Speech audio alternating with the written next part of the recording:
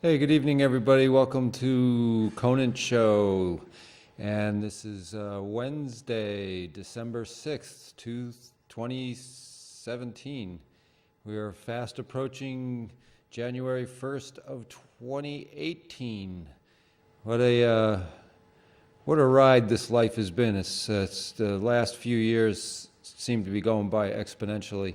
So I would like to thank Paula Gloria Barton for teching again for me and helping make a seamless show. And as I always like to plug the public access TV studio needs, for those of you out there who watch public access TV and enjoy original content and would like to see better or more stuff or more better stuff, you could always call our town supervisor and give him a little complaint or a nudge to get us some new equipment in here and at least get us up to a reasonable degree of industry standard broadcast quality. And so on that note,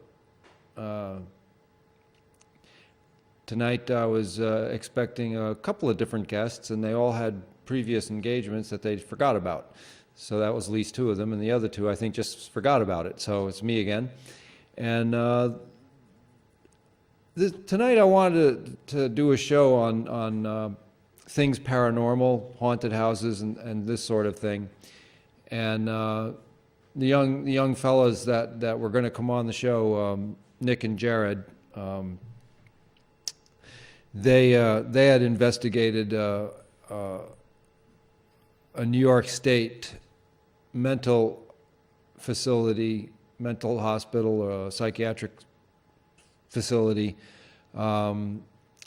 somewhere between here and Wingdale, New York. And I can't remember, I don't know if it was Harlem Valley or what particular facility that had been shut down and left for ruins. But anyway, they had gone on a little investigative journey into these buildings, I guess a couple of years ago, and really got spooked.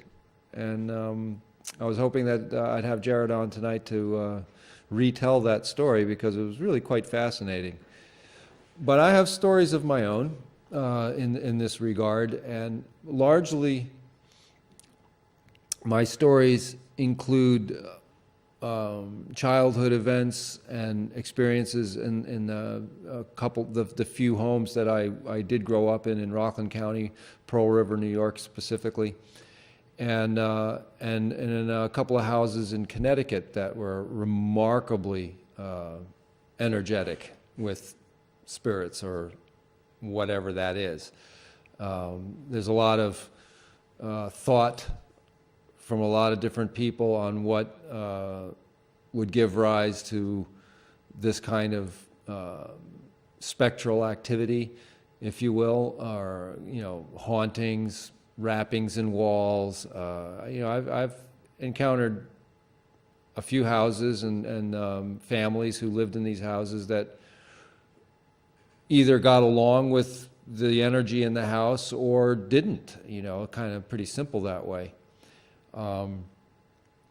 We are going out live right now. It's about 5 after 7.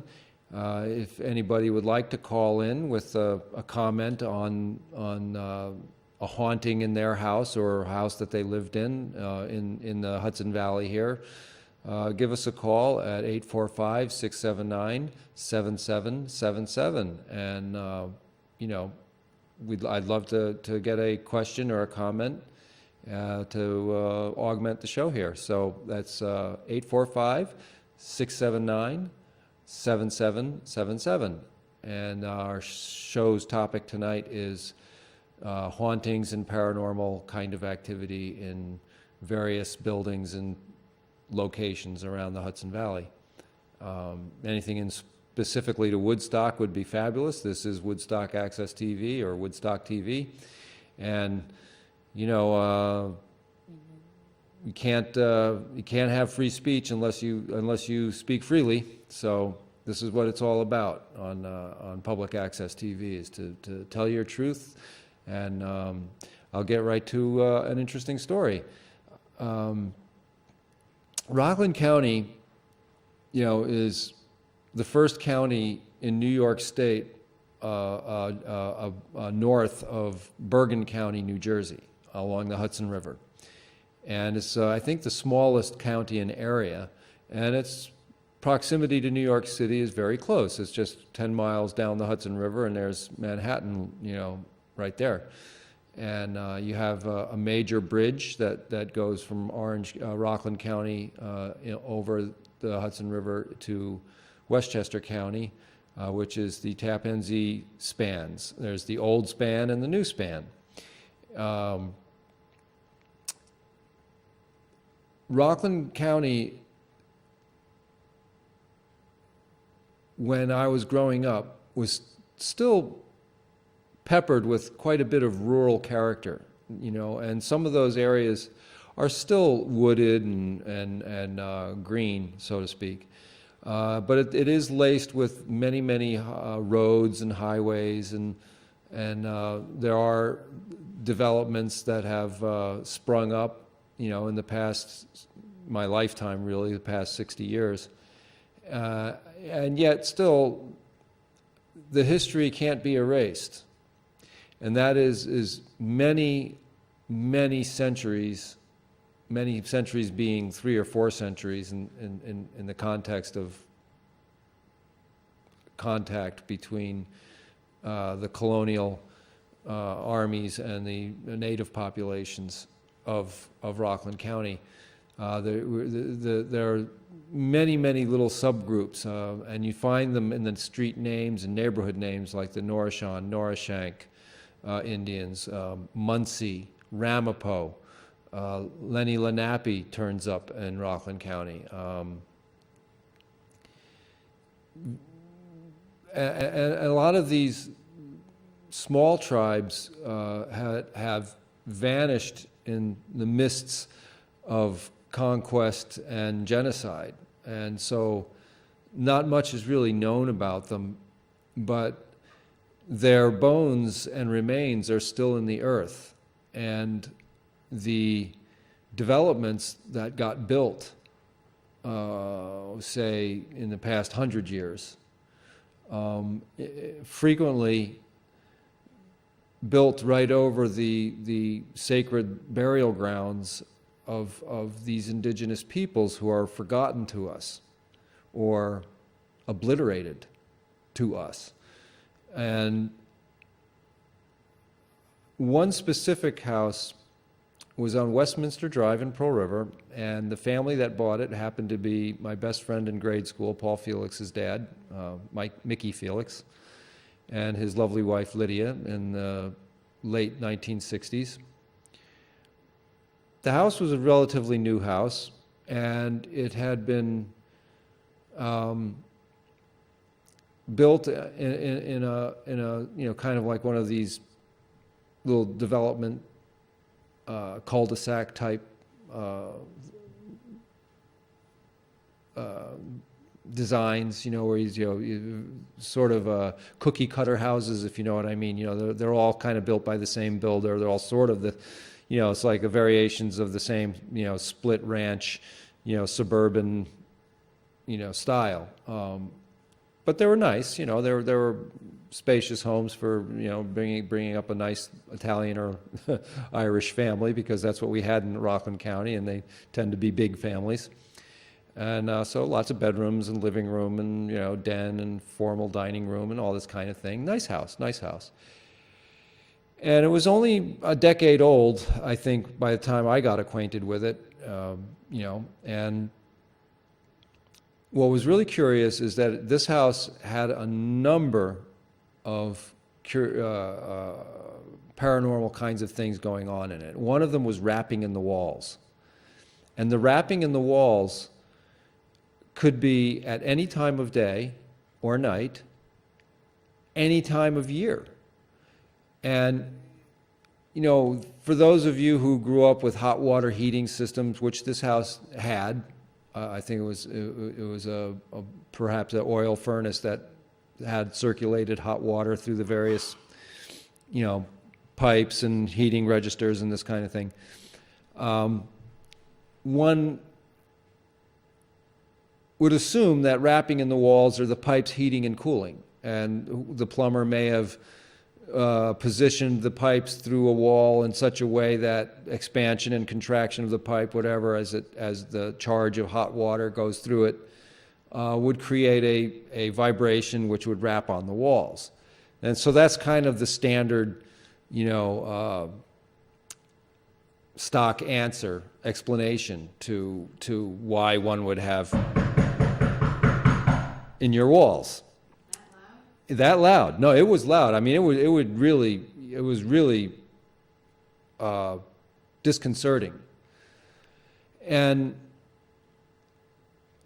the Mickey Felix, he bought the house from a real estate agent and never even met the owners, because the owners wanted nothing to do with the sale, and they were selling it cheap. They were just wanted out. They had lived there less than 2 years and couldn't take it. They couldn't take the wrapping in the walls. They couldn't take a lot of other things, which I'll describe momentarily.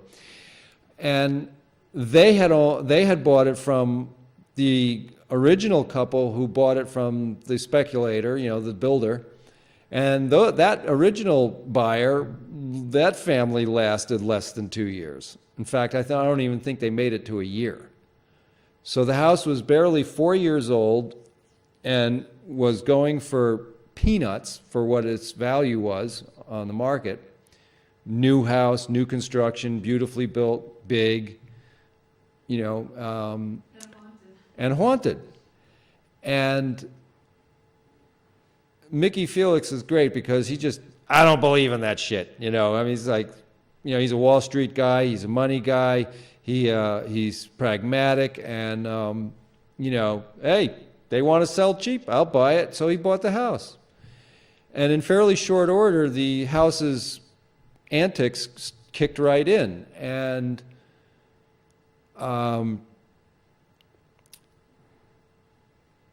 what was really kind of wonderful about this is Lydia Felix, Mrs. Felix, who's kind of my second mom. I mean, I was always over there, and she was always feeding me, and really delightful lady. She talked to the spirits in the house in her kind of Irish wisdom. She just said, well, you're in the house and we're in the house and we can all get along. And so she just talked to the spirits in the house and said that, she had no problem with spirits hanging out in the house, and if they were okay with that, then we'll just all be a happy family. And so the kinds of things that would go on still happened, but somehow Mrs. Felix just made it okay. She just made it okay from her attitude. And so we all just sort of went along with the fact that, okay, there's spirits in the house. Some of the activity that I experienced in the house, because I had so many sleepovers there, I spent almost more time there than at home, at my house, a mile and a half away. And it would be bedtime. Pretty much everybody's gone to bed, and the house is quiet and dark. And you would hear the kitchen drawer open and slam shut, and you would hear all of the tinkling of the silverware in the kitchen silverware drawer, in that motion, but there would be nobody down in the kitchen. But you clearly heard this kind of thing, and it would happen a couple of times in an evening. Another frequent event is that the light switches would go on and off in the hallway stairwell, right? For turning on the hall light, above the top of the stairs when you're going to the second floor. The only problem is that you'd hear somebody flipping the switch, but the light wouldn't go on. or the light would go on and you didn't hear the switch and there was no one there. So there was like this variety pack of little games that these spirits would play in the house, or actions, and perhaps they were trying to communicate with us. We don't really know, because Paul and I, we explored a lot of different, ideas on this subject matter, but we never really tried to make contact with the spirits or understand what they were all about at the time. In the decades after they sold the house and moved away, Paul and I were older, and we kind of started investigating these things a little more. But in that decade that they did live there and that I participated in that household, Paul reported to me one day. He called me up and he was freaked out. He was pretty freaked out, and he goes, "You'll never guess what I saw last night." And I said, "Well, you're right. I don't have no idea what you saw. What'd you see?" And he says to me, he goes, "I was getting ready to go upstairs to listen to some Beatles records or whatever, and as he was going up to his bedroom, he sees an apparition of the head of an Native American, an Indian head, just the head, floating in the hallway at the top of the stairs." And that was his first inkling as to the nature of the haunting in terms of a visual cue and some kind of identity. So there was this Native American element to all of this, suddenly. Well, it gets more interesting, because towards the end of the stay there, in that 10 years, there was this well-known artist and that Mrs. Felix was acquainted with, who did these carvings. And one of them, this carving was of, they used to call them cigar store Indians. So you would have this wooden Indian carved, and it would be out the front of the general store, and frequently it would be selling, an advertisement for selling cigars or tobacco products or something like that. Well, this was a very special carving, because the artist who carved it was carving a specific person, and really put the intent of the spirit of this person into this carving. And it stood about 4 feet tall, and carved out of a single log, about four, I remember it as four, maybe 4.5 feet tall, almost life size. The head was bigger than the shoulders and the rest of the body by proportion. So the head, or the bust, was really quite life size and quite realistic. And he carried a pipe. He had this sort of medicine pipe that he carried, in his arm, and Mrs. Felix really polished it and took care of it the way the artist said. You had to feed it through a hole at the top of his head. There was this hole that you poured linseed oil in, and this would prevent the wood from splitting and cracking. They call it checking as it aged. And so there was a great deal of care that was put into this particular figure, this carving statue. Well, Westminster House there on that house had other things. I'm going to come back to that carving in the next house that they bought and moved into a couple miles away. So this figures into the story as well. But anyway, Paul's older brother, Mike, was an athlete, and he's like maybe in senior year in high school, and me and Paul are still in St. Margaret's, and 7th, 8th grade, like that, 5th, 6th grade. And this very, very odd event happens. And this is in the middle of the day. We just got off school and walked, instead of taking the bus, we just walked down through the developments and shortcuts and stuff, and went to Paul's house. And Mrs. Felix would set us up with a little snack, and we'd watch some TV or something, or whatever we would do. But this particular day, we're watching a football game or something, and we hear somebody bouncing a basketball up the street on the sidewalk, coming into the driveway, and then we hear the manual garage door, you know, those big garage doors. Somebody pulls it up and closes it down, and we hear footsteps come up to the door, which is right into the den that we were in. So the den that we were watching TV in was right where the garage was. Okay, I don't know if that makes sense to you, but anyway. And then nothing. And me and Paul are like, somebody just came into the garage. But we were kind of a little spooked, so we figured we'd just ignore it. And about 10 minutes later, we hear a basketball bouncing coming up the street and, you know, up the sidewalk and into the driveway. And we hear the garage door open, and we hear the garage door close, and then we hear someone come up to the door and walk right through the door, and there it's his brother Mike, his older brother. And we were just beside ourselves because we didn't quite know, what do you make with that? Because it wasn't just Paul hearing it and experiencing it, it was the both of us.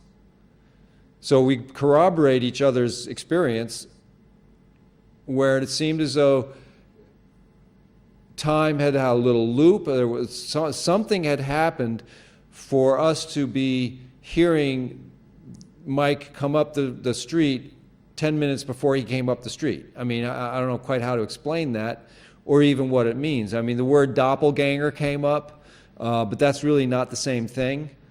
But What's doppelganger? I think a doppelganger is somebody who looks exactly like somebody else, but they're not related.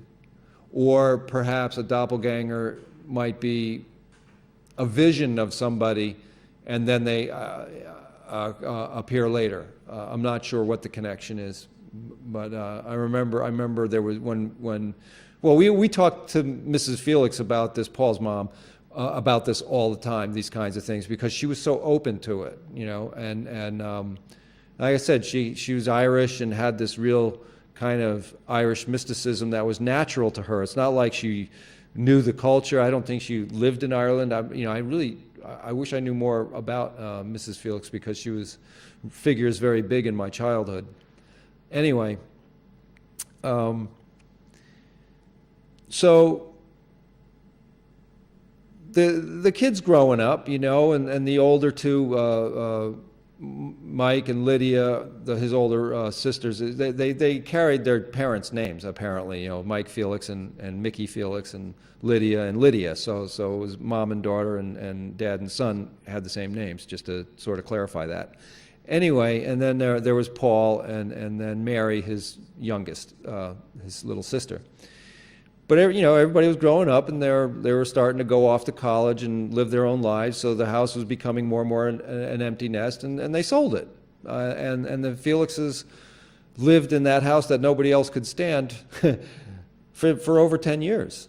And I always get a kick out of that, because, you know, Mrs. Felix made friends with the spirits in the house.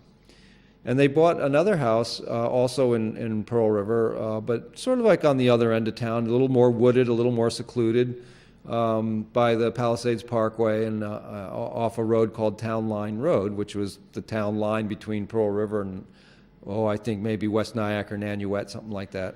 And anyway, Clarkstown. So now this house was also kind of a strange events happened there. And as like I was saying, you know, Paul and I, we were getting older and more studious and more interested in researching things, and so we were looking into all this kind of, you know, poltergeists and paranormal activity, and in you know, looking into things, Paul started getting some history on his neighborhood where we had just left, you know, that on Westminster Drive. And it turns out that the entire development was built on the burial grounds of the North Shawne Indians. And somehow he got a hold of information through a real estate agent that was a friend of his dad, so, some small world connection like that, about the builder actually finding human remains when digging the foundation trench.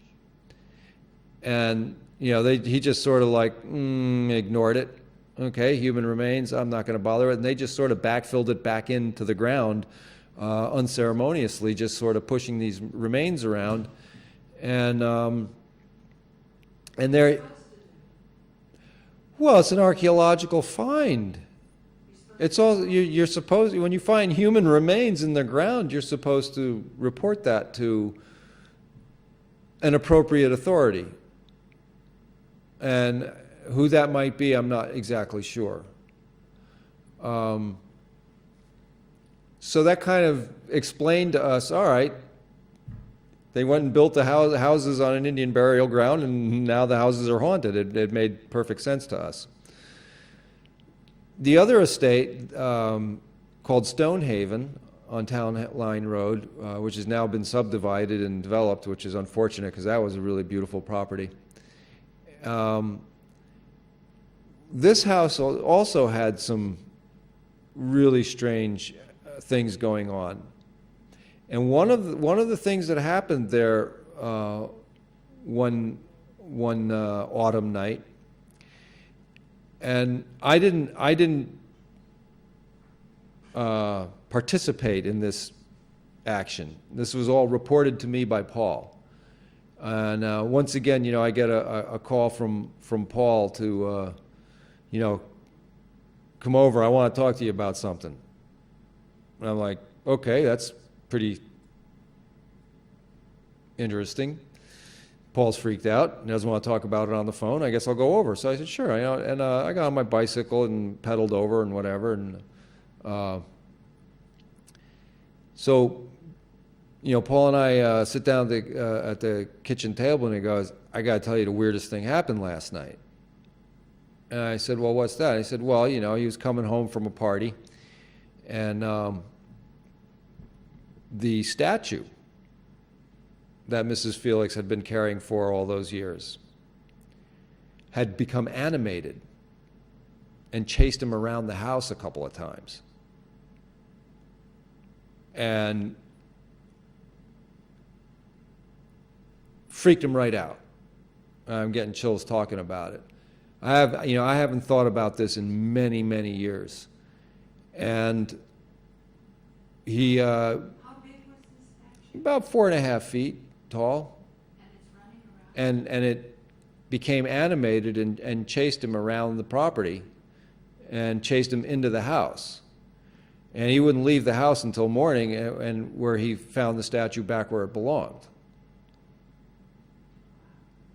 And another event is, Mrs. Felix was always very big on music and art, and us kids being kept busy with creative things.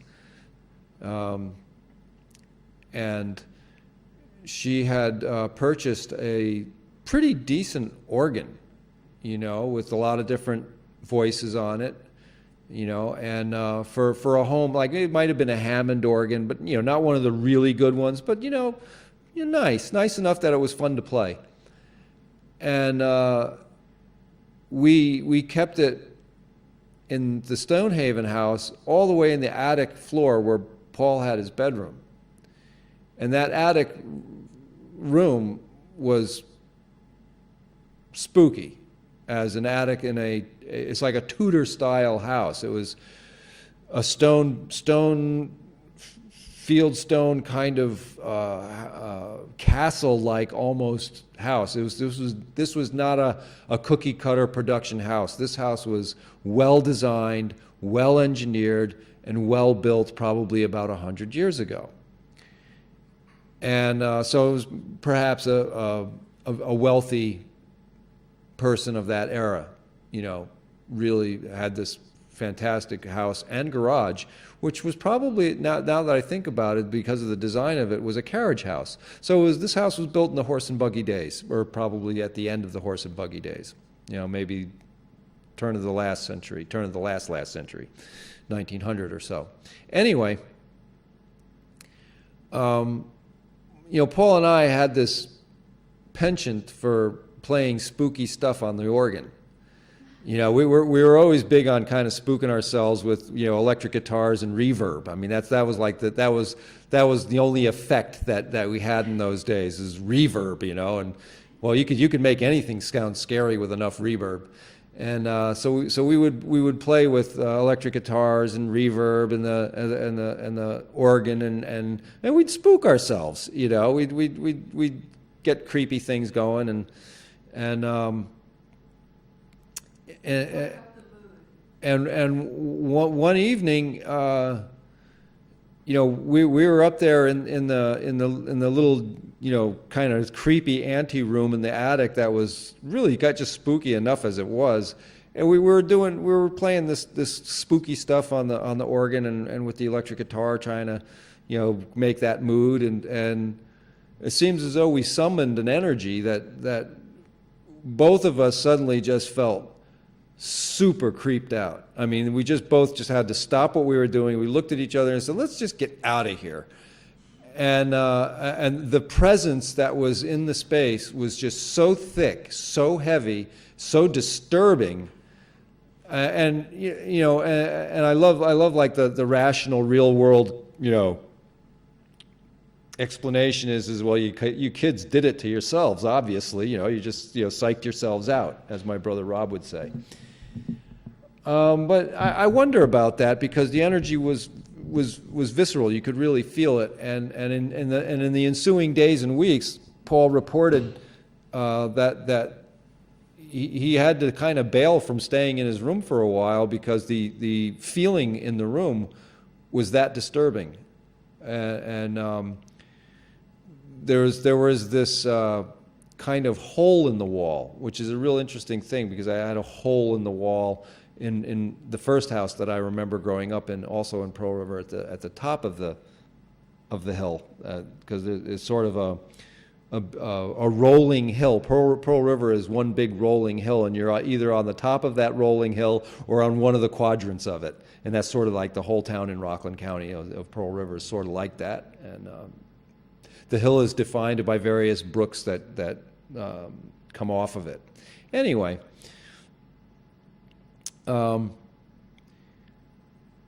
there was this breach in the wall, and it was a stone wall, and he kept filling it, and the cement that he would put in it would keep getting knocked out, and it just was disturbing, and I haven't thought about this in a long time because there was also in the plaster wall in my bedroom when I was a little kid on Rockland Road, 228 Rockland Road was where that house was a similar kind of a thing. There was this hole, and it seems like if you covered it, it would get uncovered, and it just had this bizarre feeling about it. Now, my brother Rob, told terrible, horrible, scary stories about these worms that would come out of it and suck my blood, and so he primed me for being scared.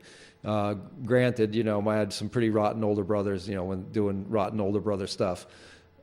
But when I think about, well, what do holes in walls represent? It's like a portal almost.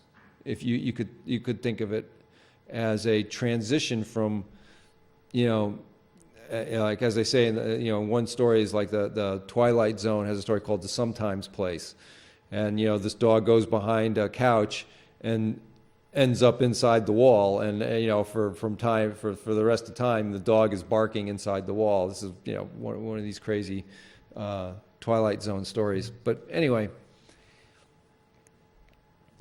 so in researching Rockland County, I encountered a real interesting book called The History of Rockland County. And it was kind of an obscure book. I remember it had a blue cover, and it was about maybe 600-700 pages. So it was, a pretty thick hardcover book. And I started reading it. And, that was when I first learned of the intense warfare from prior to 1600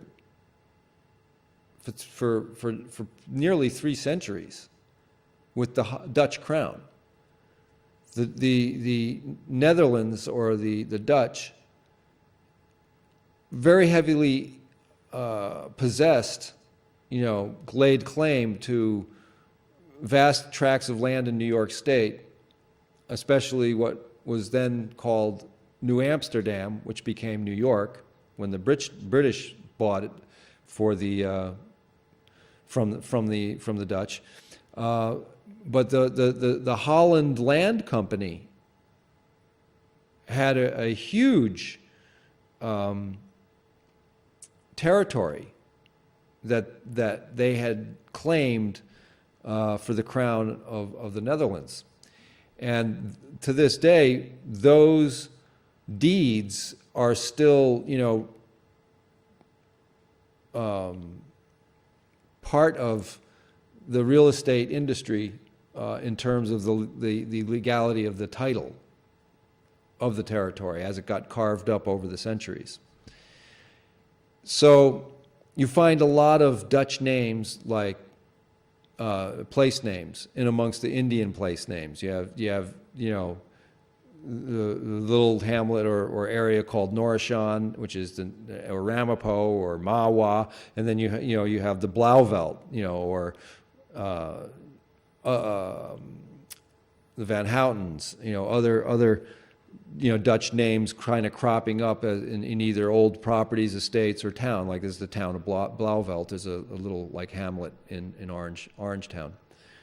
Orangetown also, the House of Orange is the Dutch crown. So that all kind of ties together.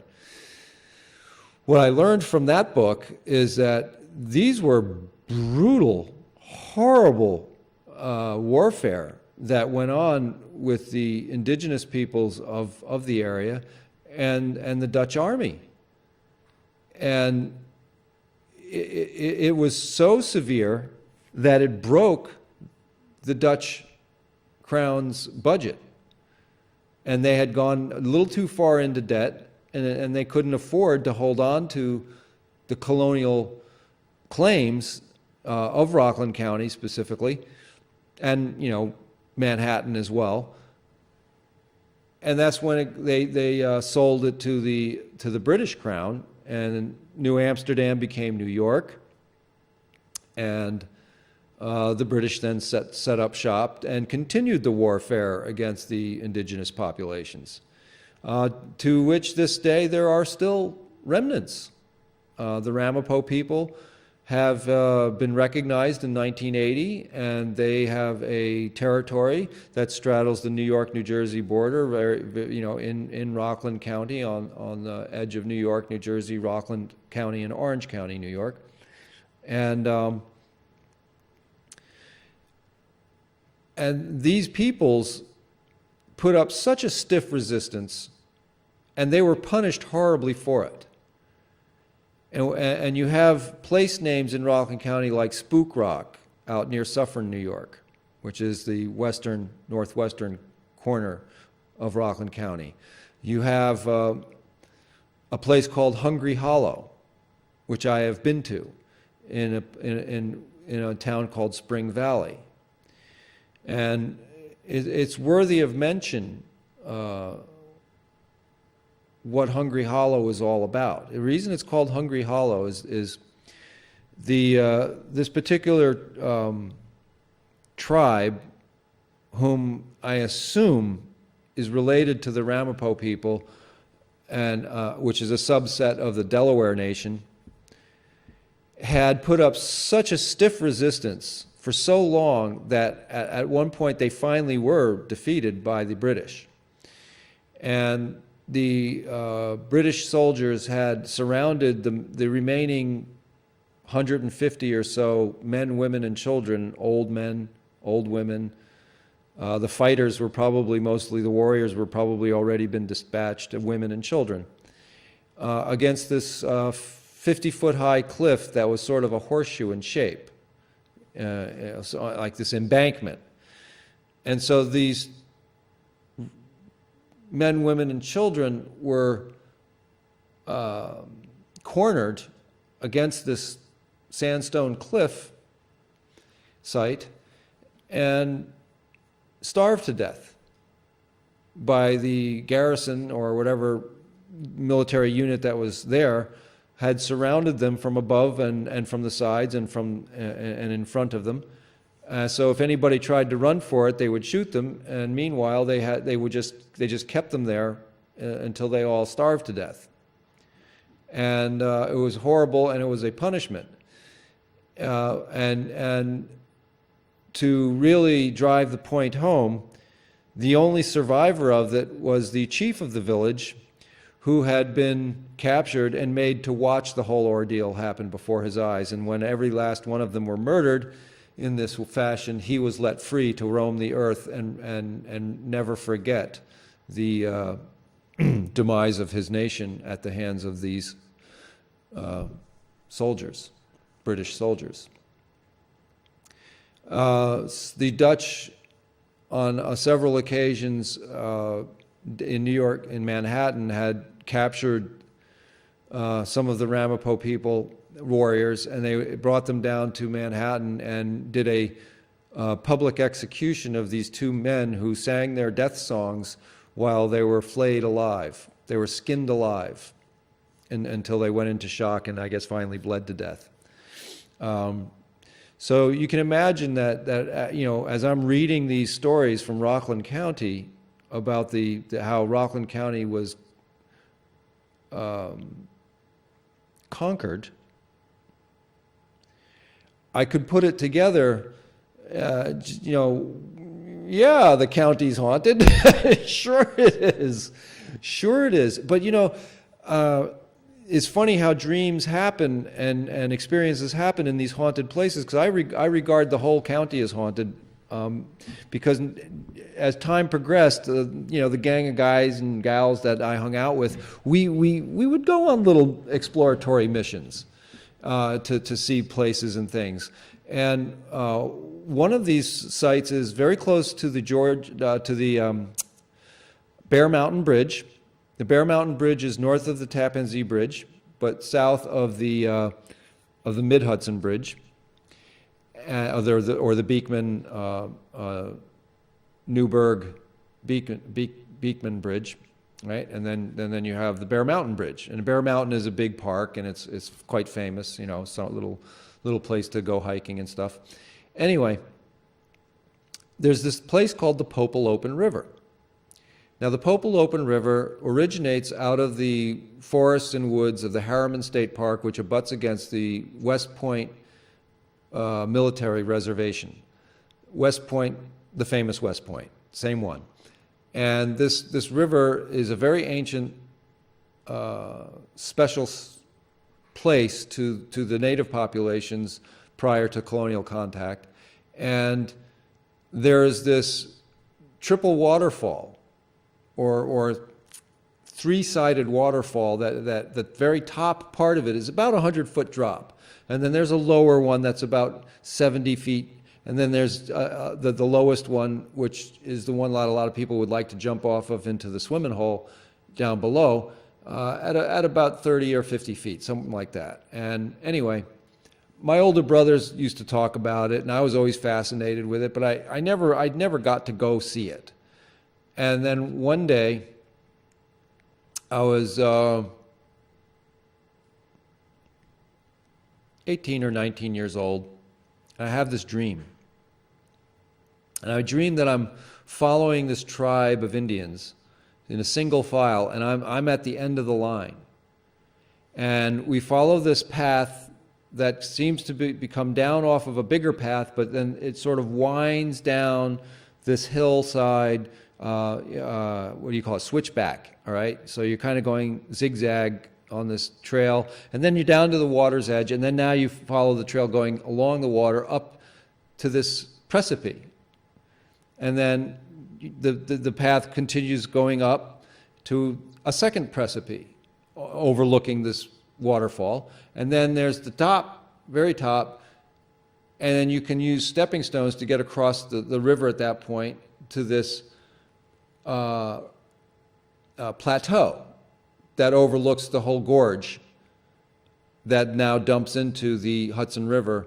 Like in present day now, this is where the Bear Mountain Bridge area is. Anyway, so I'm dreaming this, and when I get to the very top, following women and children, because the men were leading the women and the children, and I was at the very end of this group of people, about maybe 150 of them or so, and there were these 3 men that were prisoners.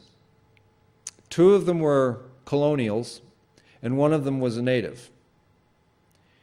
And there was this old, very respected medicine man-like person sort of facing these 3 guys. And they had their backs to the cliff. This is the highest part of the cliff, down to the river. And I was brought up to witness this conversation. And it turns out that these 3 men, native fellow and his 2 colonial friends, had been caught raping a young woman in the tribe. And after I got an understanding of what was happening here, each of these men were sort of lined up against this cliff, and then another native man would get on his hands and knees behind each one. And then the chief came up to them, or this medicine man, old man, and he turns to me and he says, now I'm going to be performing my last act, for the tribe. And one by one, he pushes these guys over the backs of these 3 other fellows, right, that were, behind them.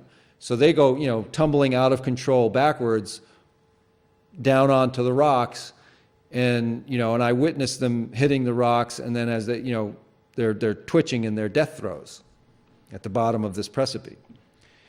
So I'm like, okay, wow, that's pretty heavy. And then the 3 fellows that were, on their hands and knees, they get up and they get out of the way, and then I get pulled over to the edge of the cliff with this old medicine man, chief kind of guy. And he turns to me and he says, and now I will do my last act in this world, and I will, I'm going to, jump into the Valley of the Stars. That's what he called the place. So he does this elegant swan dive right just where he just pushed these other guys, and as he went off into the air to go down and land on these rocks, he just exploded into sparkles of sunlight, like flashes of sunlight all over the place in the air, and that settled down on the water as part of the patterning of the water, of this sparkling. So he became this sparkling light on the water where he had just pushed these 3 guys. More happened after that in the dream. As I turned and continued on the path on the plateau, I encountered a blacksmith in this shoehorn, a big, circle of rocks under a huge oak tree, and he had a message for me. I can't remember what the message was, but he spoke to me about something, and then I kind of woke up. So I woke up, wow, what the heck was that? Kind of put it in my thinking cap, and then 2 weeks later, I get a call from my best friend Paul. Hey, George, let's go to Hell's Hole. I said, what? He said, yeah, me and a couple guys, let's go, I can't remember who we went with. It might have been Glenn and Roseanne and, folks, that I was hanging out with at the time. But I said, wow, I've never been there. My brothers always used to talk about it. And he said, yeah, let's go. All right, so we make a plan, and, we get a little, knapsack together with some food and snacks and stuff, and we all go pile into a car, and we drive up to the little, pull off on the road there, and we set onto the path, which goes down, and then I'm in the dream. I'm walking the exact path that I was just dreaming 2 weeks before. And the switchbacks were the same. I'm recognizing the rocks, the patterns in the water, the cliff, and then we come to the, to the water side where you walk up towards the precipice, and by God, there they are, the 3 different precipices, the 3 levels, and now we're all like climbing around on these rocks, and I'm in a state of shock. I couldn't believe it. I said, how is this possible? I didn't tell anybody, by the way, at the time. Everybody was kind of wondering why I was, looked like I had just seen a ghost. And so after that day, I started to look into, well, what is this place, the Popolopan River, and why do they call it Hell's Hole? Let me tell you, at the bottom of those falls, the water, drops about 100 feet, and now that creates a drill. Okay, so the water has a vortex, and it makes a drill, and it drilled out this enormous bowl in the bedrock over time. And I saw the biggest sunfish and smallmouth bass and stuff swimming around in that hole. It was just, I'm just saying, it's just reporting, folks. That's what I saw. But it was a fascinating geological, construction with the way the water's energy, the way it drilled into the rock, and then it comes up, and then it makes its outflow to the Hudson River, and it's quite an impressive little gorge there. At any rate, I come to read some history about Hell's Hole and West Point and what happened there, and it figures hugely with the Hessian army. And what had happened is the colonials had captured a unit of Hessian soldiers, and it was quite a sizable number of them, approaching perhaps somewhere between 50 and 100 of these Hessian mercenaries. Now, I guess Hessian soldiers would be, what would we call them, Russians today? I'm not sure, but that's how it's recorded in the history books. So these Hessian soldiers met the same fate as those those 3 guys that I saw in the dream time. They were all marched to the top of the ledge, and to make sure that these guys, died, the colonials had strung wires across the bottom of it. So as these guys were thrown off the cliff, they'd hit these wires, which would decapitate them or take a leg off or maim them horribly. So it would make sure that they all died and that there were no survivors in the water. And apparently, the water had turned, blood red, and this site from that point forward had been very, very severely haunted. And what I take away from this is, from the dream time, I think that this was a site that was perhaps traditionally used as a place to dispatch criminals in the native community. And then that energy got carried over into the colonial army's treatment of these Hessian soldiers who were, caught and dispatched in this manner.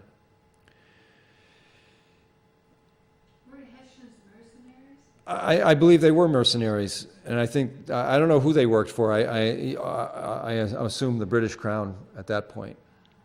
Yeah. They were probably stealing from the colonialists. Well, they were pillaging. Sure. Sure.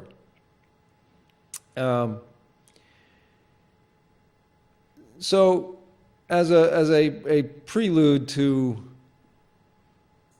paranormal shows, that's some of my personal experience, and that's just a really a tidbit of some of the stuff that I encountered in Rockland County. More stuff in Litchfield County, Connecticut. I had some very remarkable. There's really old houses there. Again, I mean, we're on the East Coast here, and there's 6 centuries now of